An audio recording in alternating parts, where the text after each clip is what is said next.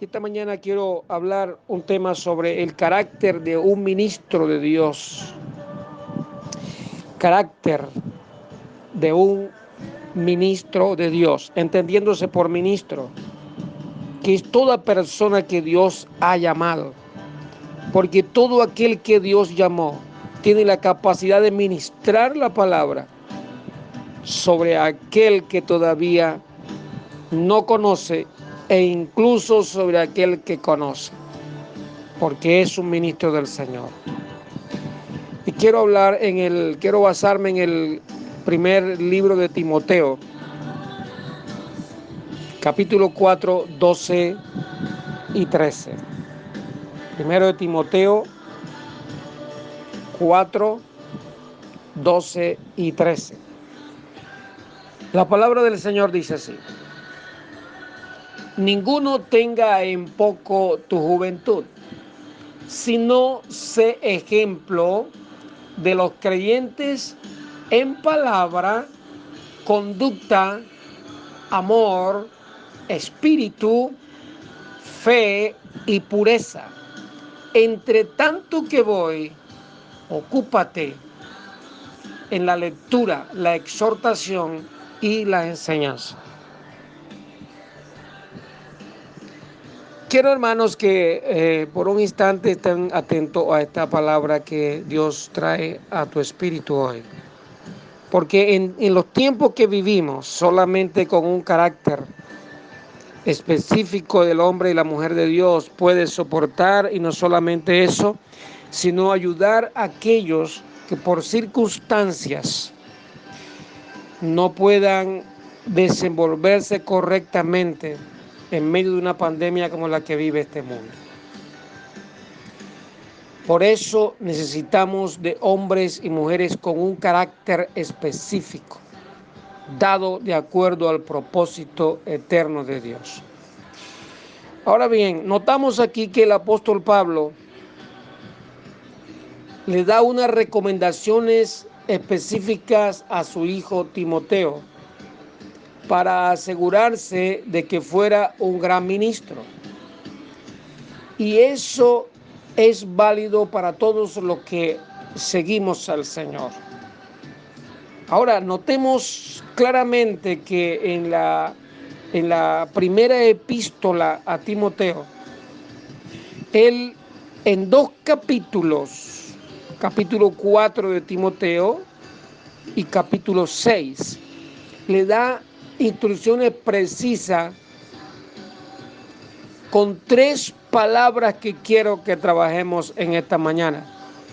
Y estas palabras son ejemplo, huye y sigue. Ejemplo, huye y sigue. Qué tremendo esto. Ahora fíjate, en el capítulo 4, el versículo 12, el texto que leímos dice: ninguno tenga en poco tu juventud, sino tú sé ejemplo. Fíjate bien, ejemplo, es algo que él le está indicando. Ahora, y le dice cuáles son las cosas en que debe ser ejemplo. Ahora dice aquí, en palabra, mas tú sé ejemplo en palabra. Creo que en una situación como la que vive el mundo, necesitamos personas que sean ejemplo en palabra. Ahora, cuando él le dice a Timoteo que sea ejemplo en palabra, le está hablando en aquel tiempo del Antiguo Testamento, porque el Nuevo Testamento no había sido concluido. Entonces le está hablando de la palabra que estaba escrita para ese tiempo.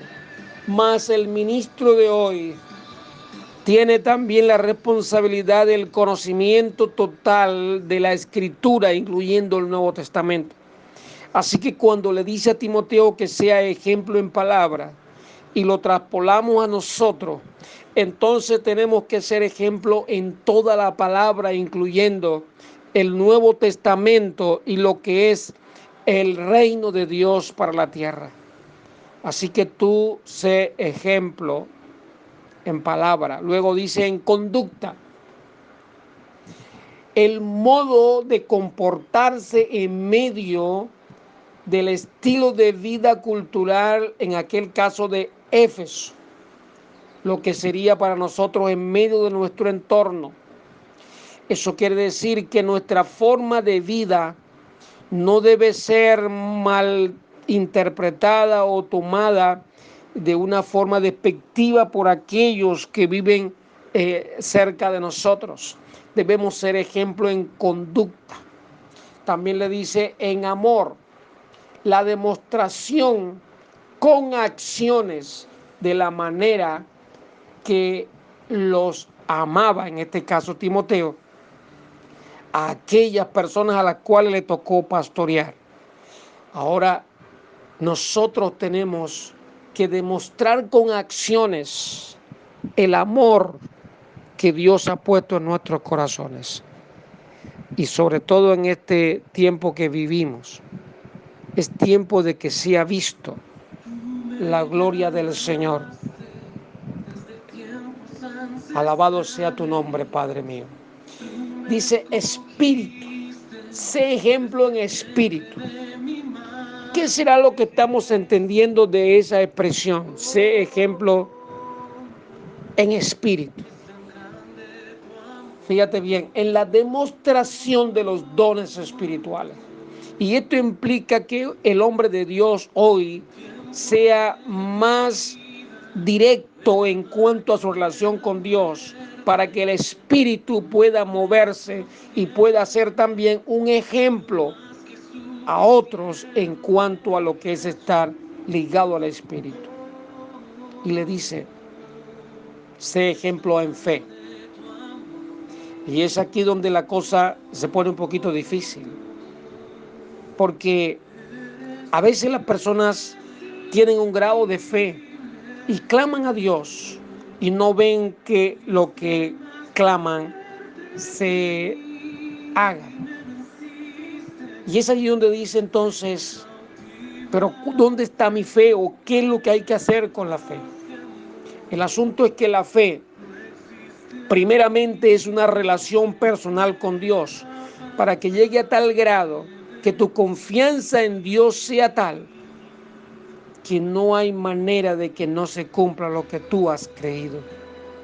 Pero a veces la duda asalta a la persona, y en el momento que duda, quiere decir que la fe no ha sido afirmada. Pero Pablo le dice a Timoteo, sé ejemplo en fe. Y nosotros podemos ser ejemplo en fe, sobre todo en este próximo tiempo que viene un mover de gloria tan tremendo a la nación y al mundo, pero que va a empezar por nosotros, donde mostraremos realmente la fe que hay en nosotros. Y por último, en esta parte le dice, sé ejemplo en pureza. Fíjate bien que le dice, sé ejemplo en pureza. Esto tiene que ver con la transparencia. Tiene que ver con que el hombre de Dios, la mujer de Dios, la persona que ha aceptado a Cristo, tiene una vida transparente al mundo. No tiene nada que ocultar, no anda con mentiras, sino que su vida es una carta leída que todo el mundo puede entender. Ahora bien, fíjate que son recomendaciones específicas que les da a su hijo Timoteo y que se puede trasladar a nosotros como hijos también de nuestro Padre. Ahora, luego de esto le dice, huye. En el capítulo 6, versículos 11 y 12, dice, mas tú, hombre de Dios, huye de estas cosas, huye de estas cosas. Fíjate qué tremendo. ¿De qué tiene que huir un hombre o una mujer de Dios? Me recuerdo cuando José estuvo en casa de Potifar. A él le tocó huir también. En aquel tiempo de la esposa de Potifar. Huyó. Pero aquí específicamente le está hablando en los versículos anteriores. Le dice que del amor al dinero. Porque es muy fácil que una persona le dé un manejo distinto a la posición que Dios lo ha puesto. Y entonces cuando se enamora o pone su interés es en la parte material, pierde el objetivo. Entonces un ministro de Dios tiene que aprender a huir de algunas cosas que dañarán no solamente su vida ministerial, sino que dañarán también su relación con Dios. Porque al final su amor se desviaría hacia algo que no es el objetivo principal. Por eso él le dice a Timoteo, huye. Y tenemos que estar claros que hay cosas en las que nosotros también tenemos que huir. Y luego de esto le dice, y sigue, fíjate bien, mas tú, hombre de Dios, huye de estas cosas y sigue la justicia, la piedad, la fe, el amor, la paciencia, la mansedumbre. Pelea la buena batalla de la fe. Echa mano de la vida eterna, a la cual asimismo fuiste llamado, habiendo hecho la buena profesión delante de muchos testigos. Y fíjate que la lista continúa ahora. Y le dice el apóstol Pablo, ahora sigue la justicia. Esto quiere decir que no haya parcialidad, que no sea que tú te desvíes a un lado por intereses personales o quizás por favoritismo con alguna otra persona. Sigue la justicia. De modo que el hombre de Dios tiene que aprender a moverse en lo que Dios realmente quiere para la vida de él. Ahora, dice, sigue la piedad. Y esta parte es importante, porque la piedad es la relación que una persona mantiene en su fidelidad a las cosas que ha entendido de Dios. No es que tú hoy tienes un modo de pensar en Dios y mañana tienes otro. Así no es. Sigue la piedad. O sea, lo que Dios ha enseñado a tu vida y los principios que has aprendido, mantente hasta el final de tus días. Esa es la piedad. Lo que es creer en lo que Dios ha marcado para ti y seguir hasta el final. Ahora también le dice otra vez, y es lo que me llama la atención, porque se lo repite en la misma carta, le dice, sigue la fe.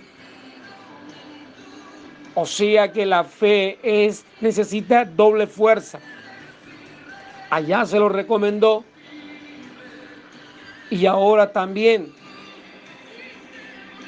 Qué tremendo esto. Así que hermano, no desmayes, no creas que tu fe es pequeña. Confía que tu fe cada día va en aumento. Y le repite también el amor, de modo que ningún ministro, ninguna mujer, un hombre de Dios puede vivir sin una relación especial con Él en amor. Dice, el amor es la base fundamental de la obra de Cristo. Sin eso, nada te sale bien. Por lo cual es necesario que lo que hagas, no lo hagas por sencillamente ocupar un espacio, sino porque sale de dentro de ti. Ahora, eso solamente lo da Dios. Ese amor lo da Dios. Y también le dice, sigue la paciencia. Ahora, hermano, ¿qué es la paciencia? Fíjate bien lo que sería la paciencia para un ministro, para una persona que ha creído en Dios. Porque la paciencia es la capacidad de esperar el tiempo y el momento perfecto para obtener los mejores resultados. Fíjate que el campesino tiene un momento, él espera un tiempo para sembrar. Y nosotros tenemos que esperar el momento o el tiempo correcto en el reino porque en el reino todo tiene su tiempo. No podemos anticiparnos ni tampoco eh, atrasarnos en el propósito de Dios.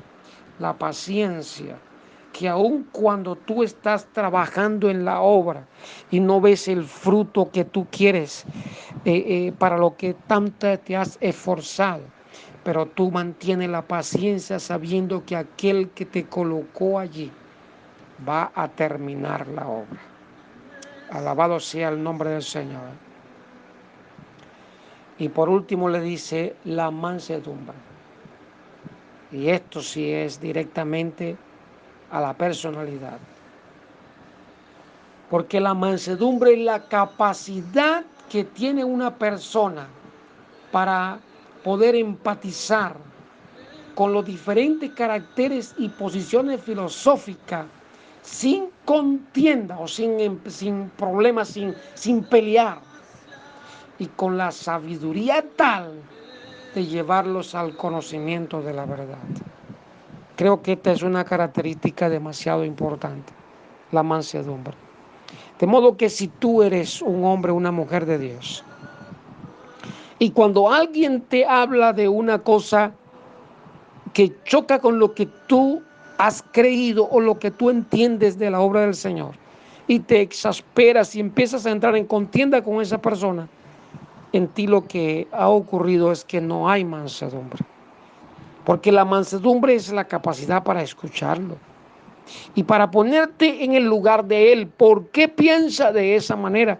¿Qué lo llevó a pensar de esa manera? Y entonces con mente fresca, trabajar en esa persona hasta lograr que conozca la verdad de Dios. Esto, hermano, es una característica especial que Dios pone en sus hijos. Yo sé que tú que escuchas en esta mañana, Dios ha puesto la capacidad de entender que en medio de las circunstancias que vivimos, tú eres el instrumento escogido de Él para llevar adelante la obra que Él planeó para ti y para los demás. Por eso en esta mañana te animo y declaro que donde quiera que tú estés, la gracia de Dios estará sobre ti para llenarte, para que puedan cumplirse en ti todas las características necesarias de un ministro. Porque toda la iglesia es un ministro de Dios. Quiero orar por ti en esta hora. Padre eterno, te doy gracias por cada uno de tus hijos que hoy, estando en ayuno y congregándose en las casas, no han olvidado el principio que tú estableciste en sus corazones para acercarse a ti con toda vehemencia y amor. Declaro, Dios, que se cumplirá en ellos el mismo propósito que se cumplió en cada uno de los que nos antecedieron, y que seremos los instrumentos que tú necesitas en este tiempo. Señor eterno, reciba toda la gloria y la honra.